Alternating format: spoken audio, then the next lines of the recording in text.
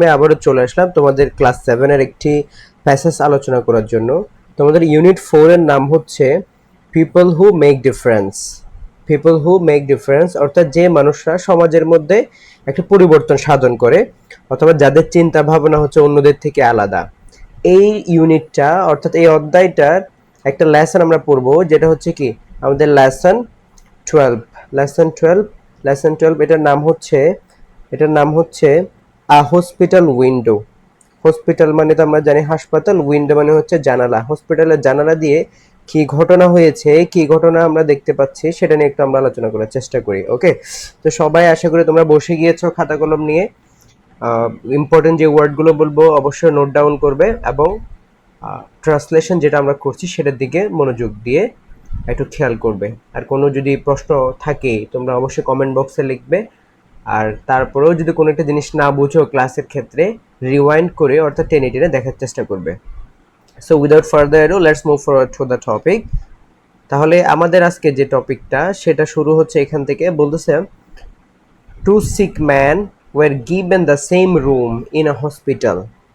To seek man, অসুস্থ মানুষ দুজন অসুস্থ মানুষ, তাদেরকে সিট দেওয়া হয়েছিল। কোথায়? সেম রুম, একটা রুমের মধ্যে, ইন আ হসপিটাল, একটা হাসপাতালে। One man could sit up in his bed, একজন মানুষ ছিল যে হচ্ছে বসতে পারে। তোমরা দেখো এখানের মধ্যে দুজন মানুষের ছবি আমরা দেখতে পাচ্ছি। একজন মানুষ যিনি হচ্ছে তার সিটের মধ্যে বসতে পারেন, একজন মানুষ যিনি শুয়ে থাকেন নিজের বেডের মধ্যে। ওকে, একজন মানুষ যিনি হচ্ছে শুয়ে থাকেন। তাহলে বলতেছে to one man could sit up in his bed, একজন মানুষ যে হচ্ছে তার বেডের মধ্যে বসতে পারে এমন একটা অবস্থা তার ছিল। His bed was next to the rooms, ওই মানুষটার বেডটা ছিল নেক্সট টু, এই শব্দটা তোমরা মার্ক করবে। নেক্সট টু মানে হচ্ছে এখানে সামনে। ওকে, নেক্সট টু মানে হচ্ছে কি সামনে, ওটা সামনে ছিল। দ্য রুমস অনলি উইন্ডো, ওই রুমের একমাত্র যেটা কি আছে, জানালা আছে, সেটা ওই ব্যক্তির বেডের সাথেই ছিল। তাহলে সে লাকি ছিল, সে একটু ভাগ্যবান ছিল যে তার বেডের পাশেই কি আছে, একটা উইন্ডো আছে। ওকে, আচ্ছা, দি আদার ম্যান, অন্য মানুষ যে ছিল, the other man spend all his time lying on his bed. Lying মানে হচ্ছে শুয়ে কাটানো। ওকে, শুয়ে থাকা। আরেকজন মানুষ যে ছিল সে তার সময়টা শুয়ে শুয়ে তার সময়টা ক্ষেপণ করতো বা কাটাইতো। His bed opposite the window, যেটা ছিল উইন্ডো বা হচ্ছে জানালার বিপরীতে, opposite of window.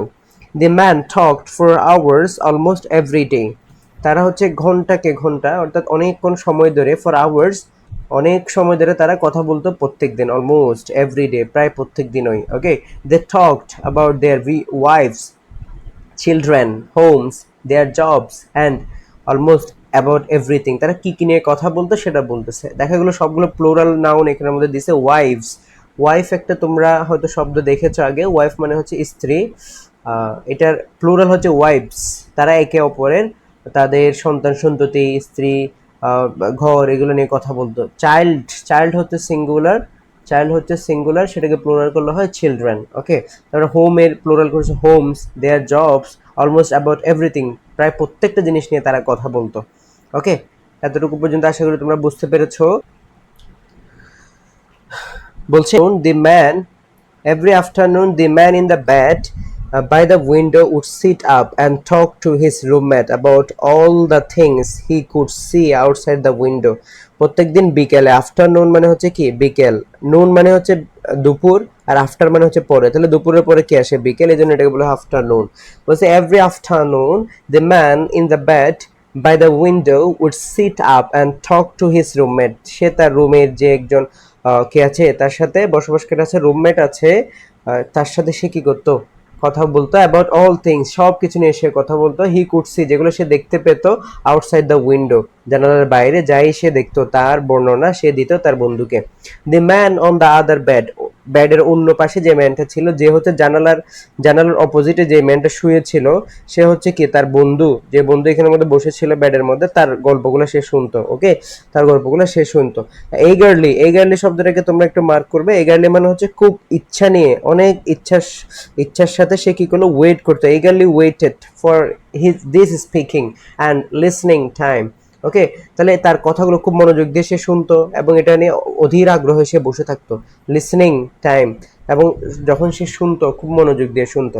His friends vivid description, vivid মানে হচ্ছে খুবই পরিষ্কার, ওকে, ভিভিড মানে হচ্ছে খুবই পরিষ্কার, তার বন্ধুর একদম স্পষ্ট যে বর্ণনা, ডেসক্রিপশন, বর্ণনা থাকতো অফ পাসিং থিংস, পাসিং মানে হচ্ছে কোনো একটা জিনিস একটা জায়গা থেকে অন্য জায়গায় যাওয়া, পাশ কাটিয়ে যাওয়া, ওকে। তাহলে এখানে পাসিং থিংস মানে হচ্ছে রাস্তার মধ্যে হাঁটার সময় যে জিনিসগুলো সে দেখতেছে, রাস্তার মধ্যে যে জিনিসগুলো চলাচল করতেছে, সিন থ্রু দ্য উইন্ডো, যেগুলো সে জানালার মধ্যে দিয়ে দেখে, ইন্সপায়ার্ড হিম টু লিভ, তাকে এগুলো কি করে, ইন্সপায়ার করে। ইন্সপায়ার শব্দের অর্থ হচ্ছে উৎসাহ দেওয়া, ইন্সপায়ার শব্দের অর্থ হচ্ছে কি, উৎসাহ দেওয়া। তাহলে ওই বন্ধু বর্ণনা করতো যে হচ্ছে তাকে ইন্সপায়ার করতো, বাইরে যে জিনিসগুলো সে দেখে ওগুলো তাকে ইন্সপায়ারেশন দিত যে সে বেঁচে থাকার জন্য, ওকে। সে অন্য বন্ধুকে এই কথাগুলো বলতো। আচ্ছা, এরপরে বলছে the window overlooked a park with a lovely lake, ducks and swans played on the water while children floated their paper boats. A wonderful view of the skyline could be seen in the distance. বলতেছে ওই window থেকে, অর্থাৎ ওই জানালা থেকে, ওই window থেকে overload দেখা যেত a park with a lovely lake, যেখানের মধ্যে একটা সুন্দর লেক থাকতো, লেক অর্থাৎ এর মতো একটা একটা লেক ওখানের মধ্যে থাকতো, একটা জলাশয়, যেটা হচ্ছে ওখান থেকে দেখতো তারা পার্কের পাশে। ডাকস মানে হচ্ছে হাঁস, পাতি হাঁস, ওকে, অ্যান্ড সোয়ান্স, সোয়ান্স মানে হচ্ছে রাজহাঁস, ওকে। এই দুটো জিনিস তোমরা একটু খেয়াল রাখবে, এটা হচ্ছে রাজহাঁস। তাহলে সুন্দর সুন্দর রাজহাঁস সে দেখতে পেত, এবং হচ্ছে কি পাতি হাঁস ওখানের মধ্যে প্লেট অন দ্য ওয়াটার, পানির মধ্যে খেলা করছে। হোয়াইল চিলড্রেন, যখন হচ্ছে শিশুরা ফ্লোটেড, ফ্লোট অর্থাৎ ভেসে থাকা, ফ্লোটেড দেয়ার পেপার বোটস, পেপার দিয়ে বোট বানায় না, কাগজ দিয়ে, ছোটবেলায় তোমরা অনেকে হয়তো বানিয়েছো। তাহলে এই যে পেপার বোটস নিয়ে বাচ্চারা খেলা করতো, সেটাও সে ওখান থেকে দেখতো জানালায় বসে বসে। আ ওয়ান্ডারফুল ভিউ, একটা খুব চমৎকার দৃশ্য সে দেখতো, অফ দ্য স্কাইলাইন, অর্থাৎ হচ্ছে স্কাইলাইন মানে হচ্ছে আকাশের যেই অবস্থা বা আকাশের মেঘের একটা অবস্থা সে দেখতো, could be seen in the distance, দূর থেকে সে দেখতে পেত এত সুন্দর একটা দৃশ্য। The man by the window told his friend all this in detail, তাহলে এই সমস্ত কিছু সে তার বন্ধুকে ডিটেইলে বিস্তারিত সে বলতো। The listener would close his eyes and see everything in his mind's eye, যেহেতু অন্য বন্ধুটা জানালার পাশে ছিল না, সে একটু দূরে ছিল, সে কি করত, নিজের মাইন্ড বা মনে, এখানে বলছে মাইন্ডস আই, মনের চক্ষু দিয়ে সে ভাবার চেষ্টা করতো বন্ধু যা বলছে, ওকে। বন্ধুর কথাগুলো সে ভেবে ভেবে আনন্দ নিত, যেহেতু সে নিজে দেখতে পারছে না, ওকে। আচ্ছা, এরপরে বলতেছে ডেইজ অ্যান্ড উইকস পাস্ট, দিন চলে যাচ্ছে, সপ্তাহ চলে যাচ্ছে এইভাবে। ওয়ান মর্নিং, একদিন সকালে, the doctor came to the room on his daily round, একদিন ডাক্তার আসলো তার রাউন্ড দেওয়ার জন্য, রাউন্ড মানে দেখতে আসা, ওকে, চেক আপ দেওয়া, ডাক্তার আসলো দেখার জন্য সবাইকে। he found the lifeless body of the man by the window, lifeless মানে হচ্ছে জীবনহীন, সে পেলো তার বন্ধু যে আরেকজন যে রোগী আছে তার বন্ধুকে ডাক্তারে পেলো হচ্ছে সে মৃত, অর্থাৎ লাইফলেস, মারা গেছে, অফ দ্য বডি, তার শরীরটাকে জীবনহীন ভাবে সে পেলো।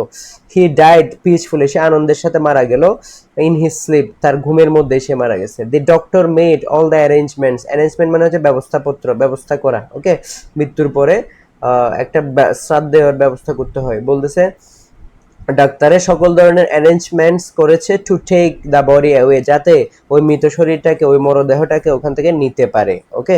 আচ্ছা, এরপর বলছে the sad friend wanted to move to the empty bed next to the window, তাহলে ওই বন্ধুটা স্যাড হয়ে গেল, ওই স্যাড বন্ধুটা সে কি করলো, চাচ্ছিল, wanted to move to the empty, empty শব্দের অর্থ হচ্ছে খালি, ওকে।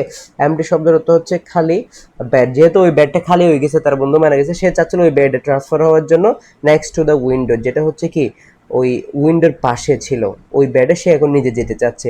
The doctor allowed him, doctor তাকে বললো ঠিক আছে তুমি যাও, তাকে অ্যালাউ করলো, অনুমতি দিল, যেহেতু এখন বেডটা খালি হয়ে গেছে, ওকে।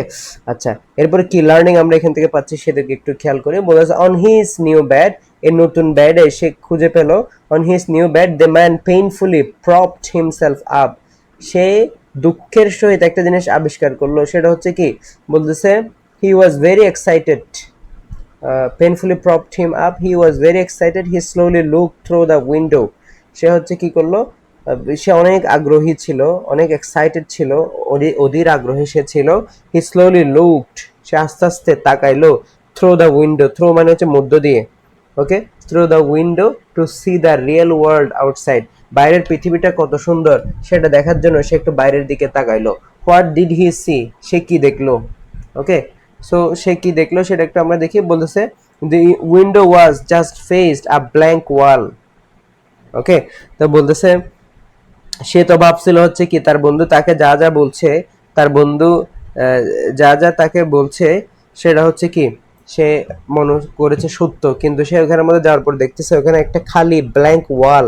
ওয়াল মানে হচ্ছে কি, ওয়াল মানে হচ্ছে দেওয়াল, একটা খালি ওয়াল। জানালাটা আসলে জানালা যে ছিল ওই জানালার পরে হচ্ছে কি মূলত কোনো কিছু দেখা যাচ্ছিল না, পুরোটা হচ্ছে ওয়াল দিয়ে ভর্তি, পুরোটা হচ্ছে ওয়াল দিয়ে ভর্তি ছিল। জানালাটা হচ্ছে কি একটা জানালা দিয়েছে কিন্তু বাইরে কিছু দেখা যাচ্ছে না এরকম। বলতেছে হি আস্কস দ্য ডক্টর, সে ডাক্তারকে জিজ্ঞেস করলো doctor I see nothing but a blank wall, আমি তো এখানে একটা খালি দেওয়াল ছাড়া কিছু দেখতে পাচ্ছি না। How could my friend describe so many wonderful things outside the window, আমার বন্ধু কিভাবে আমাকে বর্ণনা করতো এত সুন্দর সুন্দর জিনিস উইন্ডোর বাইরে বা হচ্ছে জানলার বাইরে দিয়ে যাচ্ছে, সেটা কিভাবে সে বলতো? The doctor reply did he, doctor নিজেও অবাক হয়ে গিয়েছে। তো ডক্টর বলছে হচ্ছে কি ডিড হি, সে কি আসলে এরকম বলেছে? ডিড হি মানে হচ্ছে সে কি আসলে এরকম বলেছে? ডাক্তার জিজ্ঞেস করলো ওকে ডিড হি, তো বলছে the man was completely blind, বলেছে ওই মানুষটা তো পুরোটাই অন্ধ ছিল। ব্লাইন্ড শব্দের অর্থ হচ্ছে অন্ধ। বলছে সে কি আসলেই বলেছে? সে তো অন্ধ ছিল, সে কিভাবে বললো?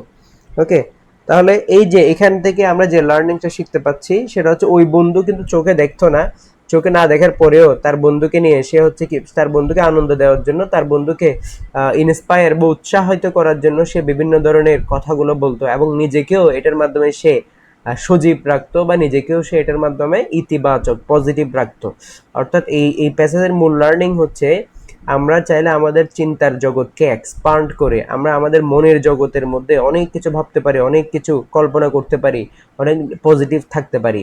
জীবনে আমাদের অনেক কিছুই হয়, কিন্তু আমরা চাইলে আমাদের কল্পনার জগৎকে যত বেশি বিস্তৃত করতে পারবো তত বেশি আমাদের নিজের জগৎটা বড় হবে। ওকে, তাহলে এখানে যে বন্ধুটা মারা গিয়েছে যে হচ্ছে অন্ধ ছিল, কিন্তু সে চোখে না দেখলেও তার অন্তরের জগতে সে অনেক কিছু অনুভব করার চেষ্টা করতো, পৃথিবীটাকে অনুভব করার চেষ্টা করতো। ওকে, সো এটা ছিল আমাদের এই প্যাসেজের লার্নিং। আমরা এরপরে দেখি প্রশ্ন প্রশ্ন আছে কিনা কোনো। এখানে কোনো প্রশ্ন নাই, জাস্ট হচ্ছে আমাদের প্যাসেজের লার্নিংটা শিখছি। তবে এখানে কিছু কোয়েশ্চেন দিছে, তোমরা একটু খেয়াল করবে। দেখো আমরা একটু কোয়েশ্চেনগুলা দেখার চেষ্টা করি। বলছে Q1, এক নম্বরে যেটা দিছে Q1 বলছে can you guess why they talk about all these things? ওকে, তারা কেন নিজেদের মধ্যে যে নিজেদের ওয়াইফ, নিজেদের হোম, নিজেদের পরিবার এগুলো নিয়ে কেন কথা বলতো? ওকে, সেটা তুমি কি গ্যাস করতে পারো? গ্যাস করতে পারো হচ্ছে অনুমান করতে পারা, কারণ তারা নিজেরা শান্ত থাকার চেষ্টা করতো, নিজেদের মধ্যে হচ্ছে কি একটা বন্ডিং বা সম্পর্ক তৈরির চেষ্টা করতো, এই জন্যই তারা হচ্ছে এগুলো শেয়ার করতো বা কথা বলতো। 2 নাম্বার Q2 বলছে can you guess what the man near the window talked about to his friend, তাহলে হচ্ছে উইন্ডোর পাশে যে বন্ধুরা থাকতো, জানালার পাশে যে বন্ধুরা থাকতো সে কি নিয়ে কথা বলছিল তার বন্ধুর সাথে, তুমি কি জানো? আচ্ছা, এরপরে বলছে 3 নাম্বার প্রশ্ন। 3 নাম্বার বলছে what would the listener feel and do if one day his friend could not sit up and talk? ওকে, এটা হচ্ছে মৃত্যুর আগের কথা বলছে। যদি তার বন্ধু হঠাৎ করে একদিন দেখে যে বুঝতে পারতেছে না বা বাইরে জিনিসগুলো দেখতে পারতেছে না, তার সাথে কথা বলতে পারতেছে না, অর্থাৎ মারা গেছে, এটা জানলে তার বন্ধুর কেমন ফিল হবে। ওখানে আমরা দেখতে পেরেছি সে স্যাড হয়ে গিয়েছিল, দুঃখ পেয়েছিল। ওকে, আচ্ছা Q4 বলছে can you guess what he saw, তুমি কি একটা অনুমান করতে পারো সে আসলে কি দেখতো? সে তো আসলে চোখে দেখতোই না, সে কি দেখতো? তার মানে সে অন্তরের চক্ষু দিয়ে দেখতো, মাইন্ডস আই দিয়ে সে দেখতো। ওকে, এগুলো ছিল জাস্ট কয়েকটা প্রশ্ন যেগুলো আমাদেরকে গ্যাস করার কথা বলেছে, অনুমান করার কথা বলেছে। ওকে, সো আশা করি তোমরা এই প্যাসেজটা সুন্দরভাবে বুঝতে পেরেছো। এখানে যে শব্দগুলা আমি অর্থ বলেছি এগুলোকে অবশ্যই তোমরা মার্ক করবে, হাইলাইট করবে। So the class is ending here. Thank you so much. See you in the next class.